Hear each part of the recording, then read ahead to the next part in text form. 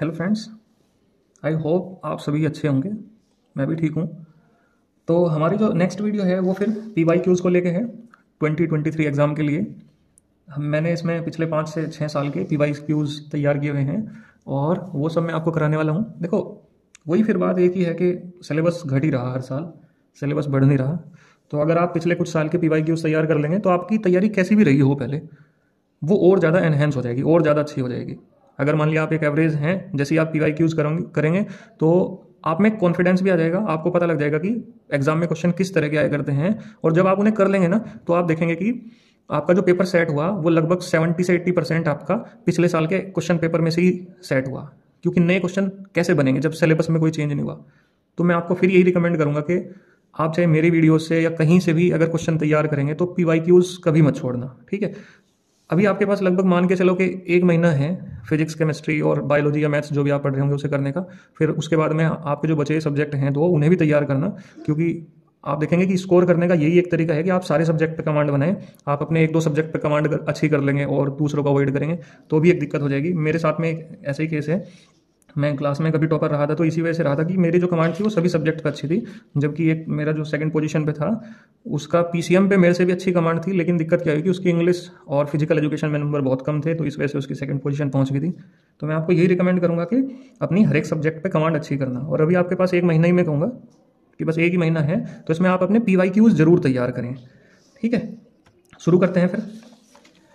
मेरे पास ये question paper है। क्वेश्चन पेपर से मैंने क्वेश्चन लिखा कि आपके पास एक सीरीज एलसीआर सर्किट है जिसे आपने वोल्टेज दी V is equal to V M sine omega T. आपको डिराइव एक्सप्रेशन करना करंट के लिए कि करंट क्या होगा, और आपको एक फेज रिलेशनशिप भी दिखानी अप्लाइड वोल्टेज के साथ में, ठीक है। करंट की और अप्लाइड वोल्टेज की फेज रिलेशनशिप आपको दिखानी है, ठीक। कैसे करेंगे इसे क्वेश्चन को टैकल। इस क्वेश्चन को सोल्व करने का आपके पास तरीका है कि आप इसे फेजर डायग्राम से करें। तो सॉल्यूशन में using phasor diagram, using phasor diagram, phasor diagram से पहले तो आप एलसीआर सर्किट बना लें। मान लिया एल से मतलब है इंडक्टर कॉइल, सी से कैपेसिटर और आर से रेजिस्टेंस। ये आपके पास हो गया एलसीआर सर्किट। और आपने इसे दे दिया एक एसी सोर्स। एसी सोर्स हो गया ये आपने लगा दी इसमें की लगाना बहुत जरूरी है, ठीक। ये इंडक्टर कॉइल है तो आपको ना फेज रिलेशनशिप पता होनी चाहिए इंडक्टर कॉइल के लिए, कैपेसिटर के लिए और रेजिस्टेंस के लिए। कैपेसिटर देखो, इंडक्टर कॉइल में हमेशा वीएल करंट को लीड करेगा, ठीक है, ध्यान रखना। मतलब पोटेंशियल डिफरेंस जो है या ईएमएफ जो है इंडक्टर कॉइल के अंदर वो हमेशा करंट से 90 डिग्री आगे चलेगा। जबकि कैपेसिटर में क्या होगा कि पोटेंशियल डिफरेंस पीछे रह जाएगा। तो potential difference VC 90 degree lag behind the current. और इसका मतलब क्या है, इसका मतलब एक बार समझ लो आप। इसका मतलब ये हुआ कि इंडक्टर कॉइल के अंदर तो जब करंट जीरो होगा पोटेंशियल डिफरेंस उस टाइम पे मैक्सिमम होगा। कैपेसिटर के अंदर जब करंट जीरो होगा तो पोटेंशियल डिफरेंस और भी पीछे होगा। मतलब आप ये कह सकते हो कि पोटेंशियल डिफरेंस पीछे चल रहा है करंट से, क्योंकि अब ये नेगेटिव है। और रेजिस्टेंस में क्या होगा, जिस फेज में पोटेंशियल होगा उसी फेज में करंट होगा। मतलब अगर करंट बढ़ रहा होगा तो उसी टाइम पे पोटेंशियल डिफरेंस भी साथ साथ बढ़ रहा होगा। जबकि इनमें ऐसा नहीं हुआ करता। इनमें ऐसा नहीं कि करंट अगर जीरो है तो पोटेंशियल डिफरेंस भी जीरो ही होगा ना।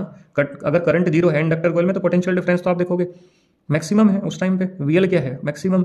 और इसमें क्या है कैपेसिटर में जब ये नेगेटिव है पोटेंशियल डिफरेंस उस टाइम पे करंट मैक्सिमम है। तो इसमें करंट आगे चल रहा है, इसमें पोटेंशियल डिफरेंस आगे चल रहा है और 90 डिग्री का फेज डिफरेंस है। इस तरह से आप ध्यान रख सकते हैं। इसकी इंडक्टेंस आपने एल मान ली, कैपेसिटेंस सी और रेजिस्टेंस आर।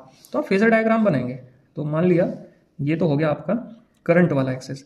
तो करंट तो ऑलमोस्ट सभी के लिए सेम मैं इसमें कॉमन कर लूंगा। और जब करंट इधर है तो आप देखेंगे कि वी आर भी इधर ही होगा। जबकि आप ध्यान करो VL इधर होगा और VC इधर होगा। अगर आप इसे ध्यान करें, क्योंकि भाई इंडक्टर कॉइल में कौन पोटेंशियल डिफरेंस आगे चल रहा है तो करंट ये ना पोटेंशियल डिफरेंस ये हुआ।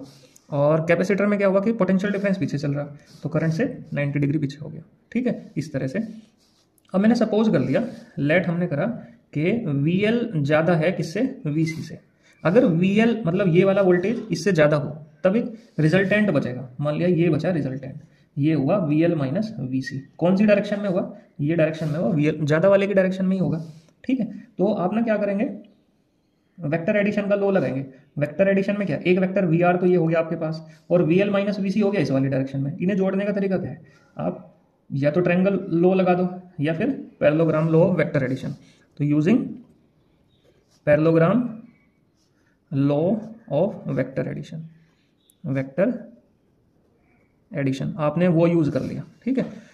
तो ये जो आपका बचा, ये बचा रिजल्टेंट v बचा आपके पास। मान लिया ये वाला एंगल कितना है, फाई है, मैंने इसका नाम रख लिया, ठीक। ये वी आर हो गया, ये मैंने ओ मान लिया, और ये हो गया v, और ये कितना होगा वी एल माइनस वी सी, ठीक।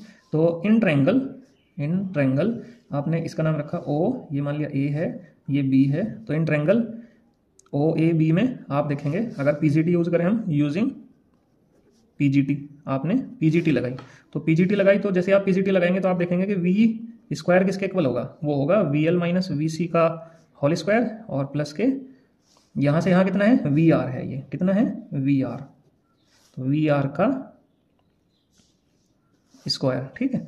तो अगर आप इनकी वैल्यू सब्सटीट्यूट करते हैं तो V square is equal to V L की जगह आप रख लेंगे I into XL, minus V C की जगह आप क्या रख लेंगे, आई एक्स सी। एक्सएल का मतलब है इंडक्टिव रिएक्टेंस, और एक्स सी से मतलब है कैपेसिटिव रिएक्टेंस, इसका होल स्क्वायर, प्लस के वी आर की जगह आप क्या लिखेंगे, आप लिख लेंगे आई इंटू आर, इसका होल स्क्वायर, और इसकी जगह आप क्या लिखेंगे, देखो अब तक तो ये अकेले अकेले की रेजिस्टेंस थी, अब अगर मैं इन तीनों की रेजिस्टेंस की बात करूं तो बन जाएगा आई जेड। तो आई जेड का whole square is equal to, इनमें से क्या कॉमन आएगा, आई स्क्वायर कॉमन आ जाएगा। देखो जैसे ही आप इनमें से आई कॉमन लोगे उस पर स्क्वायर लगेगा तो आई स्क्वायर हो जाएगा, ये बच जाएगा एक्सएल माइनस एक्स सी का होल स्क्वायर, प्लस ये कितना होगा, यहाँ आई स्क्वायर और आर स्क्वायर में अलग अलग लिख सकता हूँ, तो आई स्क्वायर यहाँ से और यहाँ से कॉमन आएगा, ये बना I square Z square is equal to I square इधर से कॉमन लिया, बचा क्या एक्सएल माइनस के एक्स सी का होल स्क्वायर प्लस के आर स्क्वायर। तो आई स्क्वायर से आई स्क्वायर कैंसिल आउट हो गया, तो जेड स्क्वायर किसके इक्वल बना, ये बना एक्सएल माइनस के एक्स सी का whole square plus R square, ठीक है। तो अगर मुझे जेड की वैल्यू निकालनी हो, जेड को बोलते हैं हम इम्पीडेंस, जेड होगा एक्सएल माइनस एक्स सी का whole square plus R square, ठीक। तो ये आपके पास बनेगा जेड इम्पीडेंस, इम्पीडेंस मतलब एलसीआर सर्किट की टोटल रेजिस्टेंस।